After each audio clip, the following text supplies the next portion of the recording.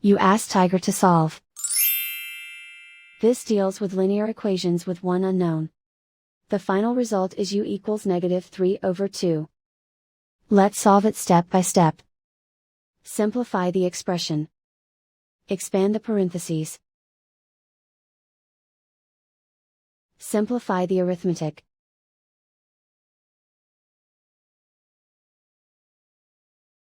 Expand the parentheses. Multiply the coefficients. Simplify the arithmetic. Group like terms. Simplify the arithmetic. Group all u terms on the left side of the equation. Subtract 9u from both sides. Group like terms. Simplify the arithmetic.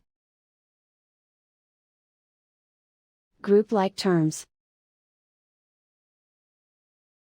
Simplify the arithmetic.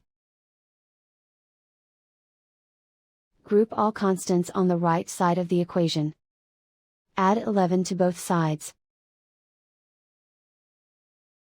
Simplify the arithmetic.